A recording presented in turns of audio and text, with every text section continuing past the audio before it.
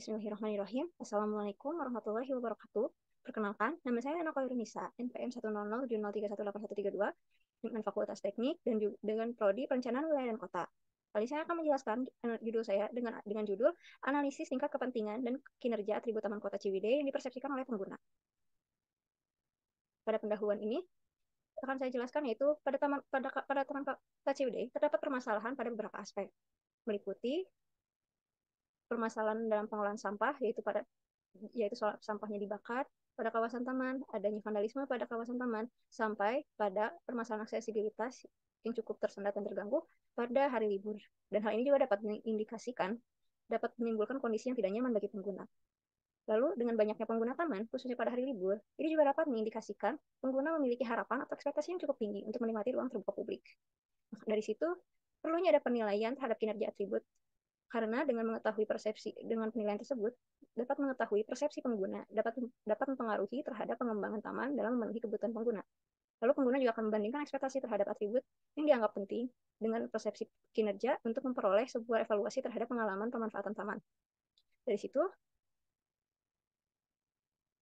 pada judul ini memiliki rumusan masalah sebagai berikut, yaitu bagaimana kesesuaian antara tingkat kepentingan dan kinerja atribut Taman Kota Ciwidey yang dipersepsikan oleh pengguna, serta tujuannya yaitu menganalisis tingkat kepentingan dan kinerja atribut Taman Kota Ciwidey yang dipersepsikan oleh pengguna. Pada metodologi ini, pendekatan penelitian ini menggunakan pendekatan metodologi mixed method dengan menggabungkan kualitatif dan kuantitatif. Penggunaan kualitatif ini menggunakan observasi, studi literatur, dan wawancara. Untuk kuesionernya digunakan untuk menggunakan metode sampling, menggunakan teknik sampling insidental.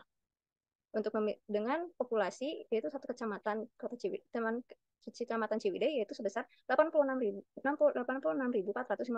jiwa. Dengan menggunakan Slovin didapat sampel dengan jumlah 100 orang.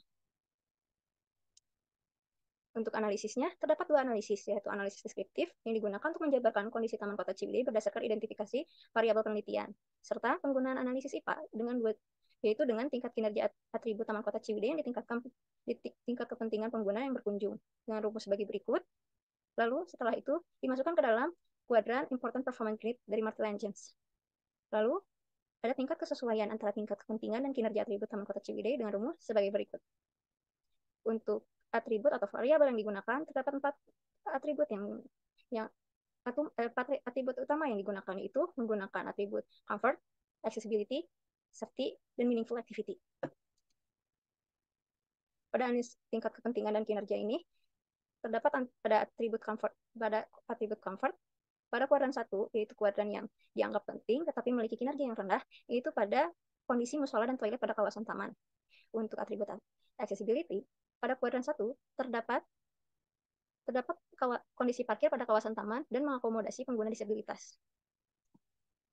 Untuk atribut safety, terdapat keberadaan CCTV pada kawasan taman yang berada pada kuadran 1.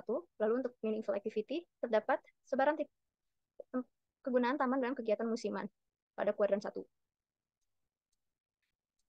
Lalu untuk nilai kesesuaian antara tingkat kepentingan dan kinerja, pada atribut comfort ini memiliki hasil pada setiap subatribut, yaitu pada kondisi pengguna kurang puas dan kondisi pengguna tidak puas.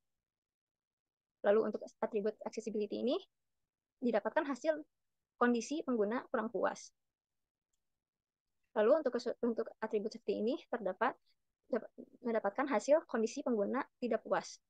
Lalu untuk meaningful activity ini terdapat hasil kondisi pengguna kurang puas.